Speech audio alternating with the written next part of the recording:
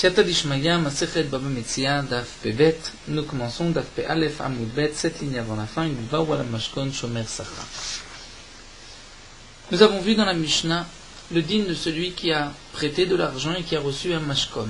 Réhouven prête de l'argent à Shimon, Shimon lui a donné un objet, un Mashkon, un gage. Quel est le statut de Réhouven vis-à-vis de ce Mashkon? Est-il Shomer Sacha ou Shomer Chinam? Tanakama pense qu'il est Shomer Sacha, et comme Rachid nous l'avait expliqué, il est Shomer Sacha parce qu'il y a le Schar Mitzvah, c'est-à-dire qu'il a accompli une mitzvah d'avoir prêté et donc d'avoir reçu ce Mashkon. Pour lui, pour Réhouven, il a reçu un salaire, c'est le Schar de cette mitzvah, donc il est Shomer Sacha. Rabbi Yehuda n'est pas d'accord et pense que tout dépend si c'est de l'argent qui a été prêté ou si c'est des fruits. Effectivement, si c'est de l'argent, il a le statut de Shomer Chinam, et Rachid nous avait expliqué, puisque Rabbi Yehuda n'est pas d'accord sur ce point-là, c'est-à-dire il ne considère pas que le Schar Mitzvah, la récompense de la Mitzvah, soit un salaire pour garder ce Mashkon. Mais, lorsque des fruits ont été prêtés, étant donné que les fruits généralement s'abîment, donc lorsqu'on prête des fruits et qu'on va par la suite récupérer des fruits qui ne sont pas abîmés, celui qui a prêté a gagné d'avoir prêté des fruits, puisque sinon les fruits chez lui auraient pu pourrir, auraient pu s'abîmer, et donc c'est son sachar, c'est son salaire. En prêtant des fruits, il reçoit un salaire, c'est-à-dire de pouvoir récupérer demain de bons fruits. Si c'est ainsi, ce salaire est considéré comme le salaire qu'il reçoit pour garder cet objet, c'est pour cela qu'il est Shomer Sacha. Ça, c'est ce que donc pense Rabbi Yehuda. Ici, la Gemara poursuit, nous dit les matnitim de l'Oké Rabbi Lezer, on n'a qu'à dire que notre Mishnah n'est pas comme Rabbi Lezer, l'auteur de la Mishnah, ce n'est pas Rabbi Lezer. Pourquoi? Des Tanya, nous avons une breita. Amavet Ravero à la Mashkon, celui qui a prêté de l'argent à son ami, à la Mashkon contre un gage. Ve'avad à Mashkon, et le gage a été perdu. Réhouven prête de l'argent à Shimon, Shimon lui a laissé un gage, et Réhouven a perdu le gage de Réhouven. Bien, Yishaba, Veitol Maotav. Réhouven va jurer. Il va jurer qu'il n'a pas négligé la surveillance de ce Mashkon. Et comme nous explique Rachid, puisqu'il a un statut de Shomer Chinam, de gardien gratuit, donc il n'est pas tour si ça a été volé, tant qu'il n'y a pas eu de pshia. Et Rachid rajoute et nous explique que lorsqu'un homme prend un gage, il ne le prend pas pour se faire payer avec, mais simplement pour être sûr de récupérer son argent. Rachid rajoute, puisque lorsque Shimon a laissé un gage, Shimon ne pourra pas nier, ne pourra pas dire je n'ai rien emprunté. Mais en vérité, d'après Rabbi Lezer, il reste Shomer Chinam. Mais d'après Rabbi Lezer, il reste Shomer Chinam.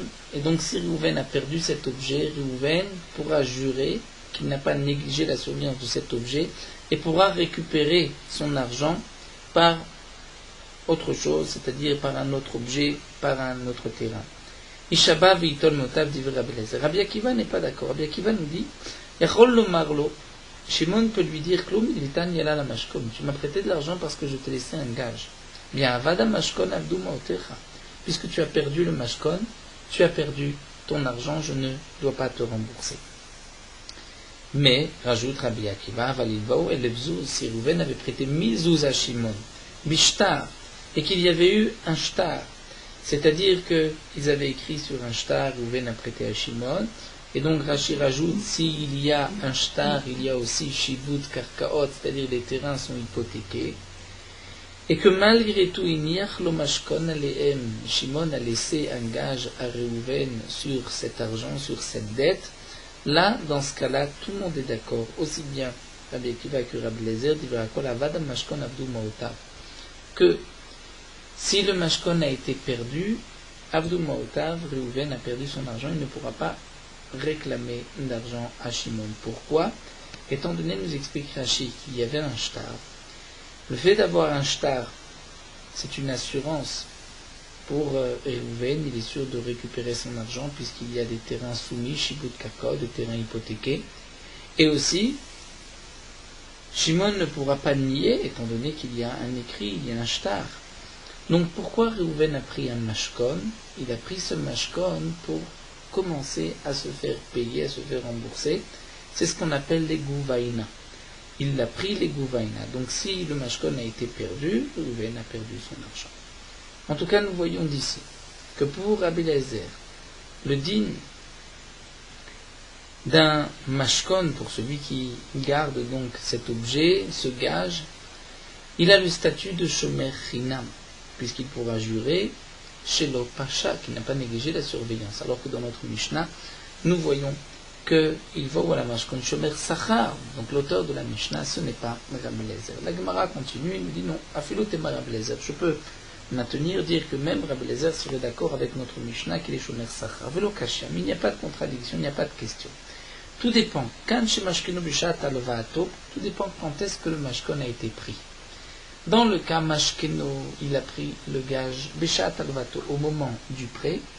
Ou quand chez mashkenu shlu bishat alvato, aussi il a pris le mashkon, non pas au moment du prêt, mais plus tard, comme explique Rashi, il a fait intervenir le beddin lorsqu'il a réclamé son argent et qu'il n'a pas payé, donc il a pris un mashkon avec l'accord du beddin, et donc il y a là une différence entre mashkenu bishat alva au moment de l'emprunt, ou si c'est plus tard au moment de l'emprunt.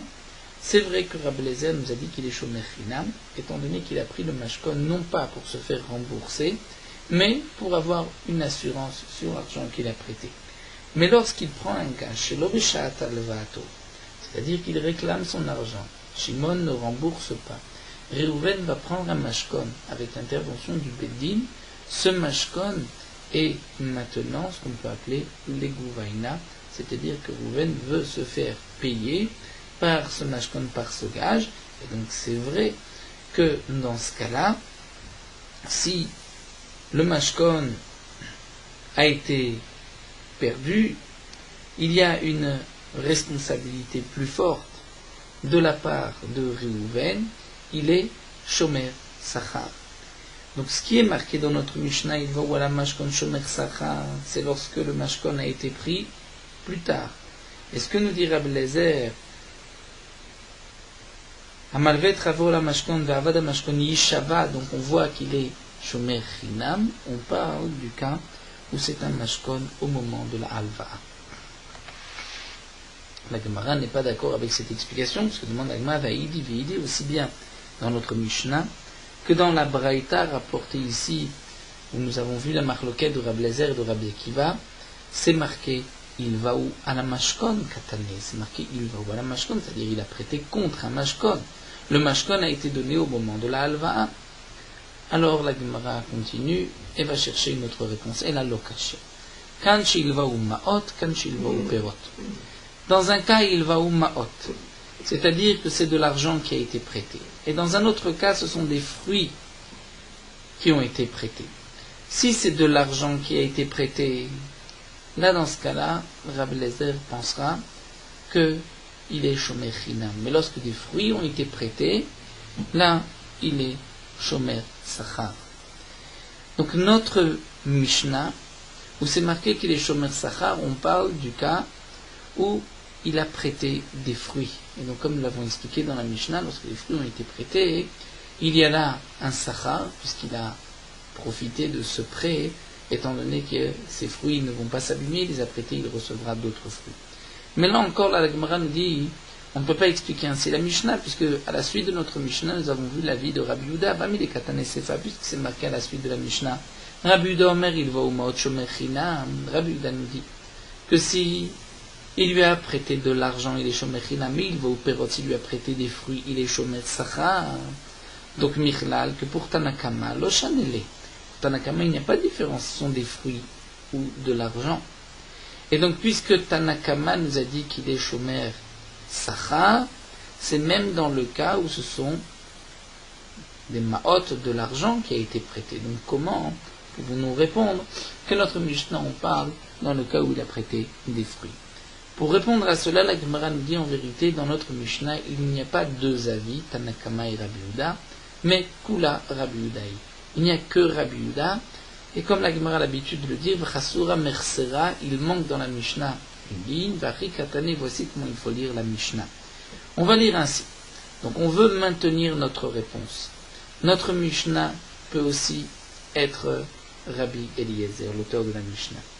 Rabbi Eliezer nous a dit, dans la Braïta, que celui qui prête de l'argent contre un mashkon, il est shomer chinam sur le mashkon. Dans la Mishnah, c'est marqué qu'il est shomer sachar. On maintient la réponse que dans la Mishnah, on parle de celui qui a prêté des fruits. Et donc maintenant, voici comment il faut lire la Mishnah. Il va ou à la mashkon shomer sachar. S'il a prêté contre un mashkon, le malvé qui a prêté de l'argent, et par rapport au mashkon, shomer sachar. C'est comme s'il a reçu de l'argent pour le garder. Et donc il est responsable même en cas de vol. Mais tout ceci n'a été dit que dans le cas chez il va au perot, où il a prêté des fruits. Aval il va au maot. Mais s'il a prêté de l'argent, shomer chinam, là il a un statut de shomer chinam. Parce que chez Rabbi Yehuda Omer, et donc l'auteur de la Mishnah sur Rabbi Yehuda, on peut même rajouter d'après certains divrei Rabbi Yehuda, parce que chez Rabbi Yehuda Omer, il va au maot, shomer chinam, il va au perot, shomer sachar. Rabbi Yehuda dit que si c'est de l'argent qui a été prêté, il a un digne de shomer chinam, si c'est des fruits, il a un digne de shomer sachar. Donc, on peut maintenir, il n'y a pas dans la Mishnah de Tanakama et de Rabbi Yehuda, ce n'est que Rabbi Yehuda, et on parle de il va ou perot, puisqu'il a prêté des fruits, il a un digne de shomer sachar. Mais alors, dit la Gemara, Yachi kama la matnitim de l'oké Rabbi Akiva, c'est-à-dire, si c'est ainsi, notre Mishnah, c'est vrai qu'on pourra l'expliquer d'après Rabbi Eliezer, mais elle ne pourra plus être expliquée d'après Rabbi Akiva. Pourquoi? Étant donné, nous dit Rashi, que c'est marqué il va ou maot, il a un digne de shomer chinam.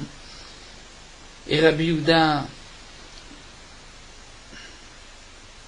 donc il fait la différence entre maot et mashkon, on pensera dans le cas de maot de l'argent qu'il a un statut de shomer chinam. Et Rabbi Akiva, que nous avons vu, il pense qu'il a un digne de shomer sachar, parce que dans le cas où il a perdu le mashkon, il dit je ne dois rien te rembourser, tu es responsable du mashkon que je t'avais laissé. Et quel est le problème si notre Mishnah n'est pas comme Rabbi Akiva? Rashi nous explique, puisque dans la Sechet Sanhedrin, c'est marqué que les fameux Stam Mishnah, c'est Rabbi Meir, lorsque l'auteur de la Mishnah n'est pas mentionné, c'est Rabbi Meir. Stam Sifra en général, c'est Rabbi Yehuda. Le Sifri, c'est Rabbi Shimon.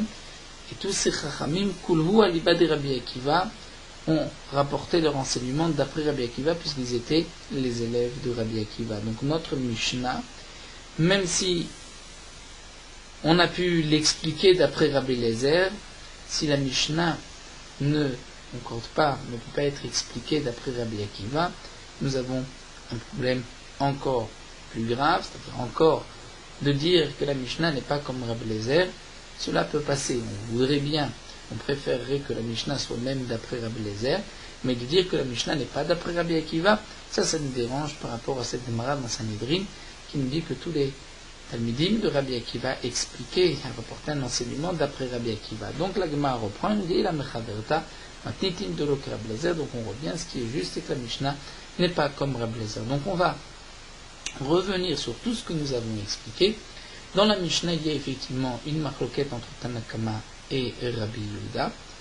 Rabbi Yehuda lui fait la différence si c'est de l'argent qui a été prêté ou des fruits. Pour Tanakama, il n'y a pas de différence, et dans tous les cas, que ce soit de l'argent ou des fruits, il a un digne de shomer sachar. Ceci coïncide avec Rabbi Akiva, qui dans la Braïta nous a dit que si le mashkon a été perdu, Reuven ne pourra pas réclamer son argent.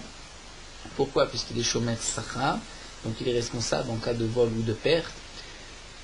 Le mashkon a été perdu, Reuven est responsable, donc il ne pourra pas réclamer son argent de Shimon, puisqu'il doit lui aussi de l'argent à Shimon. L'auteur de la Mishnah serait donc Rabbi Akiva, et pas Rabbi Eliezer, puisque Rabbi Eliezer pense que lorsque le mashkon a été perdu, Reuven, qui a prêté le malvé, peut jurer, il va jurer qu'il n'y a pas eu de pshia, donc c'est que Rabbi Eliezer le considère comme un shomer chinam, et l'auteur de la Mishnah pense que c'est un shomer sachar, donc notre Mishnah n'est pas comme Rabbi Eliezer. Alors la Gemara continue sur un autre point. Quel est le montant du mashkon? Est-ce que la somme du mashkon, le prix du mashkon, correspond au prêt à la halva'a ou pas? Lema, la Gemara nous dit, on n'a qu'à dire que dans cette braïta, la machloket entre Rabbi Eliezer et Rabbi Akiva serait dans le cas Bedelo Shave Mashkon Shiur Zuzé, que le mashkon n'atteint pas, ne vaut pas le prix du prêt. C'est-à-dire que le prêt était de 1000 et le mashkon vaut 500. Et là nous avons une machloket entre Rabbi Eliezer et Rabbi Akiva concernant le din de Shmuel. Au Bédé Shmuel Kamufligé, c'est-à-dire cet enseignement que nous allons voir de Shmuel, c'est sur ce point-là que Rabbi Eliezer et Rabbi Akiva sont en machloket. Qu'est-ce que nous a dit Shmuel? D'abord Shmuel a enseigné, Shmuel a dit Ayman de Osfe, celui qui a prêté Alpha Zouzé 1000 zouz le chavre à son ami. Ve'anachle, donc on va les appeler Réhouven, qui prête à Shimon 1000 zouz, et Shimon lui a laissé Katan de Magla, c'est-à-dire le manche d'une faucille, il a vaillou sur cet argent. Shmuel nous dit Avad Kata de Magla, si la faucille a été, le manche a été perdu, Avdou Alpha Zouzé, les 1000 zouz ont été perdus. C'est-à-dire que Réhouven ne peut pas réclamer les 1000 zouz.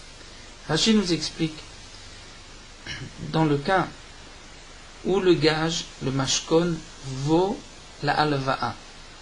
Là, dans ce cas-là, nous dit Rashi, Rabbi Eliezer est d'accord avec Rabbi Akiva que Réhouven a pris ce mashkon comme début de paiement, les govaïna, comme on dit, pour se faire payer par ce mashkon. Seulement, dans le cas où le mashkon ne vaut pas autant que la halva'a, là nous avons une machloket entre Rabbi Eliezer et Rabbi Akiva. Rabbi Eliezer n'est pas d'accord avec l'enseignement de Shmuel. Shmuel, lui, nous a dit qu'il a perdu les 1000 zouz. Pourquoi? Parce que Shmuel pense que ce mashkon était un début de gouvaïna, c'est-à-dire qu'il est venu prendre ce manche pour se faire payer avec ce manche-là. Donc si il l'a perdu, il ne pourra pas réclamer son argent. Donc lui, Rabbi Eliezer, n'est pas d'accord avec Shmuel. Et Rashi nous explique pourquoi. Parce qu'étant donné que le manche de cette faucille ne vaut pas les 1000 zouz, donc ce mashkon n'a pas été pris comme gouvaïna pour se faire payer, c'est juste ce qu'on appelle les zichron de varim, c'est-à-dire pour qu'il y ait un souvenir, pour être sûr que demain Shimon ne va pas nier. Parce que s'il dit je n'ai rien emprunté, on va lui dire mais alors comment se fait-il que j'ai ici le manche de ta faucille? C'est que tu me l'as laissé comme gage, donc il y a eu un prêt. Et donc là, dans ce cas-là, Rabbi Eliezer pense qu'il est shomer chinam. Rabbi Akiva, lui, d'accord avec Shmuel, et pense qu'il l'a reçu en tant que mashkon, et donc tant qu'il ne l'a pas rendu, il ne pourra pas réclamer, Réhouven ne pourra pas réclamer son argent. Donc la Gemara nous dit, on n'a qu'à expliquer que la machloket entre Rabbi Eliezer et Rabbi Akiva, c'est dans le cas où le mashkon qui a été donné n'atteint pas le montant du prêt. Et là, Rabbi Akiva est d'accord avec Shmuel, Rabbi Eliezer ne serait pas d'accord avec Shmuel. Et c'est là leur machloket, est-ce qu'il a un din de shomer chinam ou de shomer sachar? Est-ce que ceci a été pris comme début de paiement, ou bien ceci a été pris comme zichron varim, comme souvenir, et donc il n'est que shomer chinam?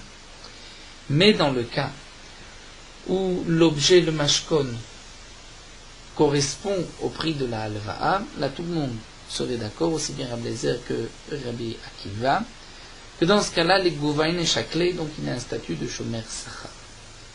C'est ce que la Gemara propose. Lema, on n'a qu'à dire que leur machloket, c'est concernant le din de Shmuel. Et la Gemara répond non. En vérité, ibedelo shave mashkon shiur zuzé dekul al malet de Shmuel. La Gemara dit que si le mashkon ne vaut pas le prix le montant de la halva, en vérité, ils sont tous les deux, aussi bien Rabbi Akiva que Rabbi Eliezer, ne sont pas d'accord avec Shmuel. Mais ici, bedelo shave shiur zuzé, on peut parler dans le cas où le mashkon correspond au montant de la halva. Alors, quel serait leur machloket que des Rabbi Yitzhak?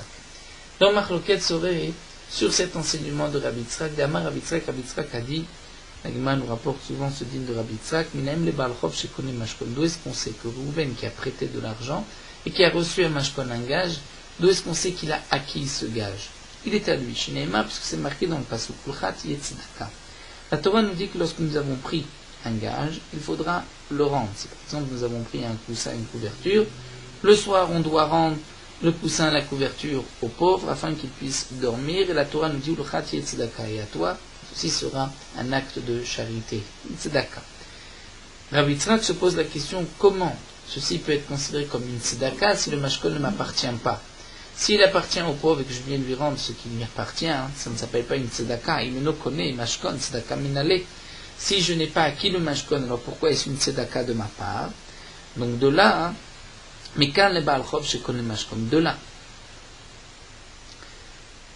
Rabbi Yitzhak a déduit que le Baal Chov qui a reçu un mashkon, un gage, le gage lui appartient et il sera responsable de tout ce qu'il arrivera au mashkon. Donc il a acquis le mashkon, il est à lui, même s'il y a un cas de force majeure et que le mashkon, si c'était une bête est morte ou si c'était un objet même par des brigands à main armée qui lui ont pris, tout cas de force majeure qu'on peut imaginer, c'est lui qui a perdu, et donc s'il veut demain récupérer son argent, il devra rendre un autre mashkon, ou rendre ou déduire le montant du mashkon, du montant de la dette. Ça c'est la machloket ici, que nous dit la Gemara entre Rabbi Akiva et Rabbi Eliezer. Est-ce que on est d'accord avec Rabbi Yitzhak ou pas? Nous allons ainsi expliquer que d'après Rabbi Eliezer, puisqu'il est indigne de Shomer Chinam, donc Rabbi Eliezer n'est pas d'accord avec Rabbi Yitzhak, alors que Rabbi Akiva pense comme Rabbi Yitzhak, et donc il sera responsable, et c'est pour cela que Rabbi Akiva a dit, puisque tu ne peux pas me rendre le mashkon, avada mashkon, abdou maotecha, je ne te rembourse pas. Rashi rajoute un autre point d'explication sur ce que nous venons de dire. La Gemara nous a dit que si le mashkon donc, ne vaut pas le prix de la halva'a, aussi bien Rabbi Akiva que Rabbi Eliezer, tous les deux, ne sont pas de l'avis de Shmuel. Et donc quel sera le din? Rashi nous explique, d'après Rabbi Eliezer, si le mashkon a été perdu, Reuven pourra réclamer toute la somme. Et d'après Rabbi Akiva, il va perdre malgré tout la somme de la valeur du mashkon. Et donc leur machloket ici serait lorsque le mashkon vaut le montant de la dette. Et leur machloket c'est est-ce qu'on accepte, est-ce qu'on est d'accord avec ce din de Rabbi Yitzhak qu'il est connu mashkon ou pas. D'après Rabbi Akiva, il a acquis le mashkon comme Rabbi Yitzhak et d'après Rabbi Eliezer, il ne l'a pas. Tisbera demande la Gemara, est-ce que tu penses qu'on peut expliquer ainsi? Mais Imour d'Amar Rabbi Yitzhak, quand est-ce que Rabbi Yitzhak nous a dit que le Baal Chov connaît le mashkon? C'est le mashkeno chez le Beshat Alvato, lorsque il a pris ce gage, chez le Beshat Alvato, ce n'était pas au moment du prêt. Avant le mashkeno Beshat Alvato, Miyama, mais si c'est au moment du prêt, est-ce que Rabbi Yitzhak a dit une telle chose?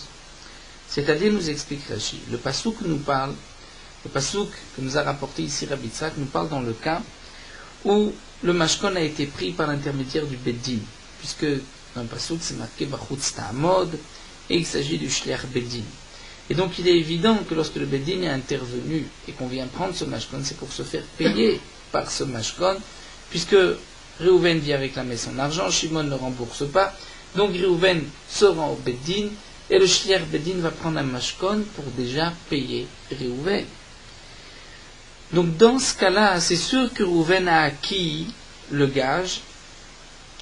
Shimon a encore la possibilité, si on peut dire, de le racheter, de rembourser, mais Reuven a acquis le gage. Mais dans le cas de Mashkeno Beshat, au moment du prêt, là, peut-être que Rabbi Yitzhak ne nous dira pas la même chose. Pourtant, Rabbi Eliezer et Rabbi Akiva sont ici en machloket, dont il va où? À la mashkon, c'est-à-dire il a pris le mashkon au moment du prêt. Donc, nous dit la Gemara, on ne peut pas comparer la machloket de Rabbi Eliezer de Rabbi Akiva avec le din de Rabbi Yitzhak. Alors la Gemara continue, nous dit, elle là, on reprend. Mashkeno shel beshat alvato kule alma idlo de Rabbi Yitzhak. Si le mashkon a été pris, pas au moment de l'alva, plus tard, lorsque on a fait intervenir le Beddin, là tout le monde est d'accord. Aussi bien Rabbi Akiva que Rabbi Eliezer, ils sont d'accord avec Rabbi Yitzhak, il les connaît le mashkon. Et donc si demain il perd le mashkon, Shimon n'est pas obligé de rembourser. Ve'acha, mais ici, le mashkon v'shata leva'ato. Le mashkon a été pris au moment du prêt. Alors, quelle serait la marloquette entre Rabbi Eliezer et Rabbi Akiva ou Beshomer Aveda Kamiflige? Leur marloquette, c'est concernant le din de Shomer Aveda. C'est-à-dire, comme nous allons le voir dans le din de Shomer Aveda, est-ce qu'il est Shomer Sachar ou Shomer Chinam? Et il serait peut-être Shomer Sachar par le Schar Mitzvah. Donc, voyons voir ce qui est rapporté ici. Ou Beshomer Aveda Kamiflige. À propos du Shomer Aveda, nous avons une marloquette d'Itmar Shomer Aveda. Un homme a trouvé un objet et il va le rendre à son propriétaire. Il a proclamé, il attend que le propriétaire vienne le récupérer. Entre-temps, l'objet que j'ai trouvé, je le garde en tant que Shomer Chinam ou en tant que Shomer Sachar. S'il m'a été volé ou je l'ai perdu, je suis responsable ou pas? Marloquette. Rabba Amak Shomer Chinam et Rav Yosef nous dit que Shomer Sachar. Quelle est la raison de Rabba? Rabba nous dit il est Shomer Chinam. Il ne reçoit pas d'argent pour garder cet objet. Et Rav Yosef, lui, pense qu'il est Shomer Sachar. Quel est le Sachar? Comme la Gemara l'explique dans le deuxième Pérec, étant donné que au moment où cet homme-là est occupé avec la Aveda, par exemple, si c'est un habit de l'aéré, si un pauvre tape à la porte et lui demande à manger, il n'est pas obligé de lui donner à manger. Puisque Osek ba mitzvah patur mina mitzvah. Et donc, il a gagné, si on peut dire, le Shomer Aveda, celui qui a trouvé cet objet et qui s'en occupe, a gagné, ne serait-ce qu'une prouta, cette somme qu'il aurait dû donner aux pauvres. Ça, c'est le Sachar. Il est donc Shomer Sachar parce qu'il a gagné cette petite somme qu'il a évité de donner aux pauvres. Et donc, comme nous explique ici Rashi, d'après Rabbi Akiva, il est aussi Shomer Schar Mitzvah. C'est-à-dire que celui qui a prêté de l'argent accomplit une mitzvah. Et si à ce moment-là, un pauvre venait lui demander du pain, il n'était pas obligé de donner le pain à ce pauvre, parce que c'est que mitzvah patur mina mitzvah. Donc, il y a un sachar, si on peut dire, sur ce mashkon, c'est d'avoir été dispensé de donner du pain à un pauvre. Et donc, comme le dit Rabbi Yosef à propos d'une aveda, d'un objet de ses shomer sachar, de même pour le mashkon, c'est ce que pense Rabbi Akiva. D'autres rishonim expliquent que d'après Rabbi Akiva, il est shomer sachar mitzvah, puisqu'il a la mitzvah de s'occuper du mashkon. Mais Rabbi Eliezer, lui, n'est pas d'accord avec Rabbi Yosef, pense comme Rabba, qu'il est comme un shomer chinam, et donc c'est pour cela que Rabbi Eliezer nous a dit que si le mashkon a été perdu, il va jurer, mais il récupérera son argent. Donc on peut expliquer leur marloquette ici. C'est la même marloquette que nous retrouvons à propos du Shomer Aveda. Donc Rabbi Akiva penserait comme Rabbi Yosef et Rabbi Eliezer comme Rabba. Alors nous dit l'Agma, mais l'Ema de Rabbi Yosef Tanaï, cela voudrait dire que ce que nous dit Rabbi Yosef serait donc une marloquette Tanaï. Rashi nous explique, pour Rabba, c'est sûr que c'est une marloquette Tanaïm, puisqu'on voit que Rabbi Akiva n'est pas d'accord avec Rabba, et on ne peut pas expliquer différemment, comme nous l'avont vu. Mais la Gemara va essayer, d'après Rabbi Yosef, peut-être de comprendre même Rabbi Eliezer. Alors, l'Ema de Rabbi Yosef Tanaï, est-ce qu'on n'a qu'à dire que ce que nous dit Rabbi Yosef, c'est une marloquette Tanaïm, que Rabbi Eliezer ne serait pas d'accord avec lui? Et la Gemara va reprendre, va dire non, l'eau. En vérité, Rabbi Eliezer et Rabbi Akiva, tous les deux sont d'accord avec Rabbi Yosef. Beshomer Aveda de Kulal Maïtlou de Rabbi Yosef. À propos du Shomer Aveda, même Rabbi Eliezer est d'accord avec Rabbi Yosef, que lorsque j'ai trouvé un objet et que je m'en occupe, à ce moment-là, Osek ba mitzvah patur mina mitzvah, je suis dispensé de donner du pain à un pauvre s'il se présente à ce même moment. Et donc ce que j'ai gagné, entre guillemets, de ne pas donner de l'argent aux pauvres, c'est aussi considéré comme un sachar, ici d'après Rabbi Yosef. C'est ce qui me rend Shomer Sachar de l'objet que j'ai trouvé. Et sur ce point-là, il n'y a pas de marloquette, nous dira Rav Yosef. Ve'acha ici, bede malvé tsarich le mashkon kamiflige. La marloquette, c'est lorsque le malvé a besoin du mashkon pour l'utiliser, et ainsi il va déduire de la somme que Shimon lui doit le prix de l'utilisation. Et là, nous avons une marloquette. Est-ce que, dans ce cas-là, on considère que c'est malgré tout une mitzvah, puisqu'il lui a prêté. Donc, Marsabar l'un pense mitzvah ka'avid shilvaou. il a accompli une mitzvah puisqu'il lui a prêté de l'argent, va shomer sachar, et donc il a un statut de shomer sachar comme le shomer aveda. Umar savar, mais Rabbi Eliezer lui pense que la mitzvah kavid, là il n'a pas accompli de mitzvah chez la anato mitkaven, puisque le malvé Réhouven pensait à son profit personnel, puisqu'il avait besoin de cet objet, donc il est shomer china. C'est vrai que dans le cas où le malvé, si le malvé prend un mashkon et qu'il n'a pas besoin de ce mashkon, là tout le monde est d'accord avec Rav Yosef que c'est une mitzvah et donc il a un statut de shomer sachar. Mais lorsqu'il a besoin du mashkon, c'est là que nous avons la machloket. Donc c'est ainsi que la Gemara nous explique, d'après Rav Yosef, la machloket entre Rabbi Akiva et Rabbi Eliezer, c'est dans le cas où le malvé a besoin de ce mashkon. Dans ce cas-là, quel est le din? Est-ce que il est shomer chinam ou shomer sachar? Mais sinon, dans le cas d'un malvé à la mashkon standard ou de shomer aveda, tout le monde serait d'accord avec Rabbi Yosef qu'il a un din de shomer sachar. Dans la Mishnah, nous avons vu un autre din, Abba Shaul Omer, mutar l'adam naskir mashkono shelani liot pochet voler.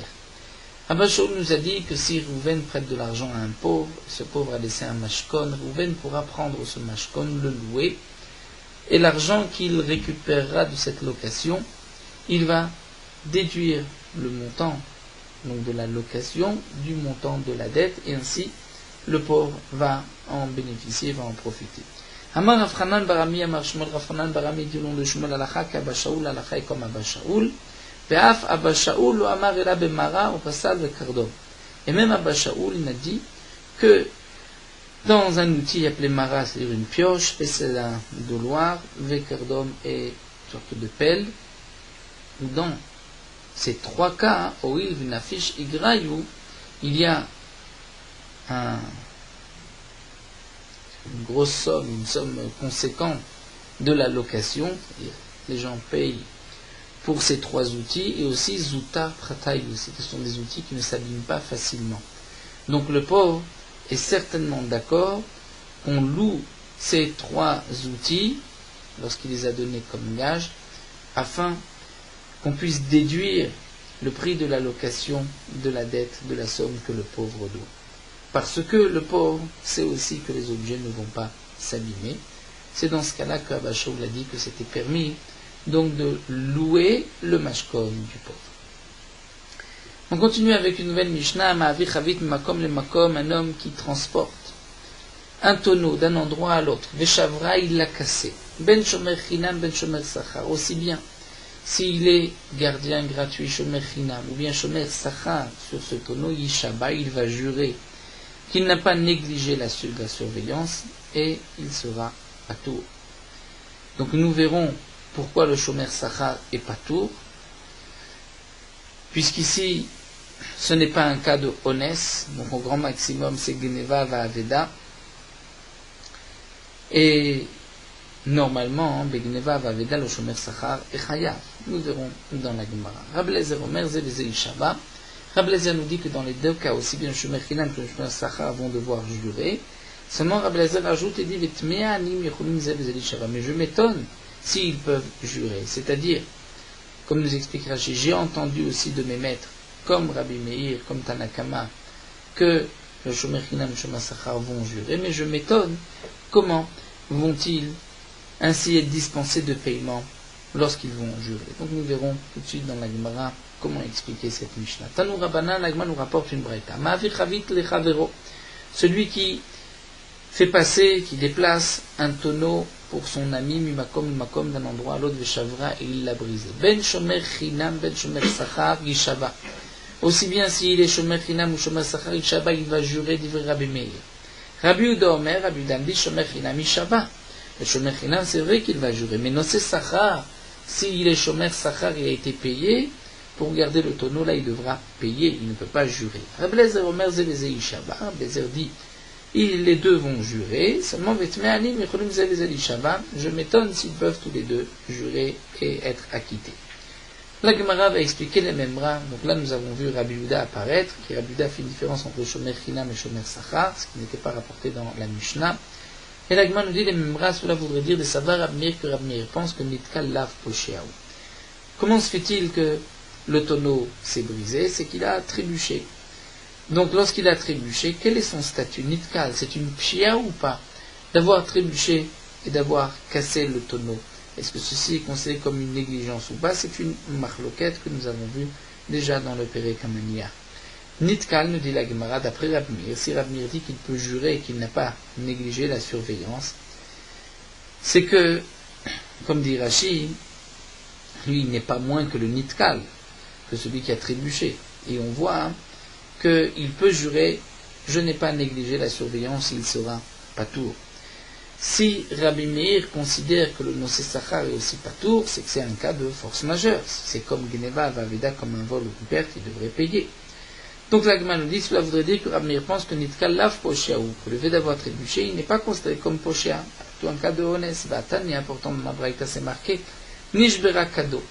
Si la cruche de Rouven s'est brisée, Vélo Silko, il n'a pas enlevé les débris. Nafla Gemalo, son chameau est tombé, Vélo Emida, il ne l'a pas levé. Rabbi Meir Mechaev Bezekan, Rabbi Meir rend responsable Rouven de tous les dégâts causés par la cruche ou par le chameau. Par le Bedin, il est pato, Bedin et Shamaim, il sera chaya. Et nous avons appris dans Baba Kama que leur machloket, c'est Bedin Nitkal Poshéa plié. Est-ce que celui qui trébuche est Poshéa, est responsable ou pas? Et donc Rabbi Meir, qui nous dit Chaya Bezekan, pense que Nitkal Poshéa ou c'est une contradiction avec notre Mishnah.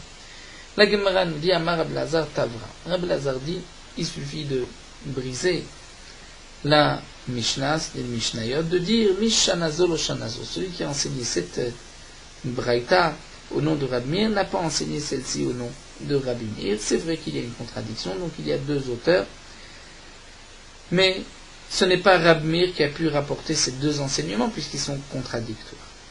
Rabbi Yehuda lemema shomer chinam mishaba nosé sachar yishalem haïkedine v'haïkedine. Donc Agma vient rajouter, Rabbi Yehuda lui pense que le shomer chinam va jurer qu'il va ainsi s'acquitter, le nosé sachar devra payer, chacun selon son digne. Pourquoi? Puisque Rabbi Yehuda pense que nitkal laf poshéao, ce n'est pas une négligence, le nosé sachar doit payer, c'est vrai que ce n'est pas une négligence, mais ce n'est pas non plus un cas de honnête, donc il devra payer. Rabbi Lazar, les mêmes Rabbi Lazar vient dire, Gemara qui Rabbi Meir, oui, j'ai appris de mes maîtres comme Rabbi Meir qui vont tous les deux, aussi bien le Shomer Chinam que le Shomer Sachar, jurer. Miout, mi'ani, mi'chulim zeli shabbat.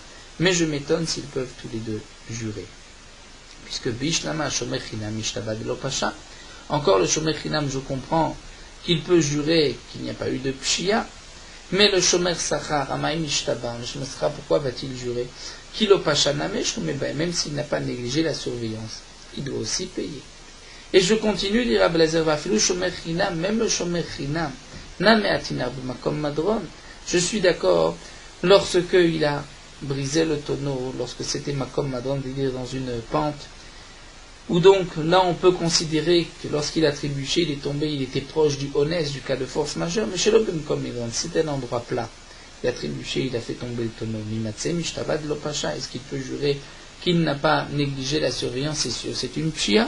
Et je continue, va comme madron, même lorsqu'on est dans un endroit en descente, en pente, et donc on peut dire que c'est proche du honnête, malgré tout atinach echad et dekaraya. Nous sommes d'accord lorsque il n'y a pas de preuve. C'est-à-dire, nous explique Rashi, comment va-t-il être patour lorsqu'il a juré, lorsque il y a certainement des témoins, il doit apporter ces témoins, il ne peut pas jurer. Donc encore, lorsqu'il n'y a pas de raya, il n'y a pas de preuve, il n'y a pas de témoins, il pourra jurer, mais lorsqu'il y a des témoins, alors il doit apporter des témoins et ainsi s'acquitter. Des Tanya, comme nous l'avons vu dans la Braïta, ici Ben Yehuda Omer, En roe shuat Hashem tie ben shineem. Dans le passage c'est marqué si personne n'a vu, donc il va jurer. Donc de là je déduis hayesh roe yaviraya pater, que si il y a des témoins, yaviraya pater, il doit apporter la preuve et ainsi il sera acquitté, mais il ne peut pas jurer. Ça, ce sont donc les questions de Rabbi Eliezer sur cet enseignement qu'il a vu, qu'il a entendu lui aussi comme Rabbi Meir. Nous allons nous arrêter ici. La Gemara va nous rapporter ensuite une autre explication. Donc pour l'instant, la Gemara explique la machloket entre Rabbi Meir, Rabbi Yuda et Rabbi Eliezer, et on parlera effectivement de deux Tanaïm. Est-ce que Nitkal Poshéa ou pas? Donc c'est vrai qu'on a vu ailleurs que d'après Rabbi Meir, Nitkal Poshéa. Ici on voit que le Tana pense que Nitkal lave Poshéa au nom de Rabbi Meir, et nous avons ainsi expliqué Rabbi Yuda et Rabbi Eliezer, mais nous reviendrons sur l'explication de cette machloket avec donc Rabbi Chia Baraba au nom de Rabbi Yochanan qui donne une autre explication. Nous poursuivons avec Merot Halacha Daf Pebet. Bien que nous avons vu que les Khamim ont interdit d'emprunter un CA contre un CA, malgré tout les poskim nous ont dit qu'il est permis ou un homme de prêter à son ami ou à son voisin un pain, à condition que son voisin lui rende aussi un pain, 1 litre de lait contre 1 litre de lait. La raison de cela, c'est parce que le pain c'est une petite chose, et en général, même si le prix va augmenter entre le jour du prêt et le jour où il rembourse, ce n'est qu'une petite somme et les gens généralement ne sont pas makpid, ne sont pas intueux, et donc il n'y aura pas de ribit. Puisque l'interdiction de CA BCA n'est que midérabanan, les chachamim n'ont pas été mahmir de faire attention à de si petites choses. De nos jours, donc beaucoup de pains ont un prix fixe sur le marché, donc on pourra emprunter un pain, condition de rendre un autre pain, que ce soit donc une sorte de pain que nous trouvons sur le marché, le blanc, le pain noir, le manioc, etc. Puisque nous avons aussi le principe de Yatsa Sha'ar lorsque le prix a été fixé sur le marché. Mais dans beaucoup d'autres aliments, il n'y a pas de prix fixe, donc on ne peut pas trouver le din de Yatsa Sha'ar. Malgré tout, on pourra les prêter pour recevoir le même aliment, parce que même si le prix de ces aliments va augmenter, comme nous l'avons dit, ce n'est qu'une petite somme, les gens ne sont pas makpidim. Ce que nous avons vu, que c'est permis d'emprunter un morceau de pain contre un morceau de pain, c'est seulement lorsqu'il va bien sûr rendre la même quantité. La question est seulement, peut-être que le prix ne sera pas le même. Les poskim posent la question, est-ce que ce din est aussi le même lorsqu'il s'agit de la quantité? Par exemple, celui qui emprunte une petite pomme ou une petite pomme de terre et qu'il rendra une pomme de terre plus grande.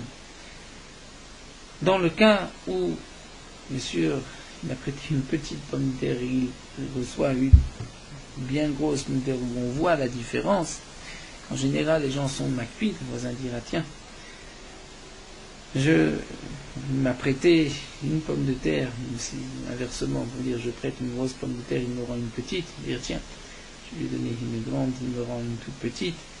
Donc si là on est makpid, dans ce cas-là ce sera interdit.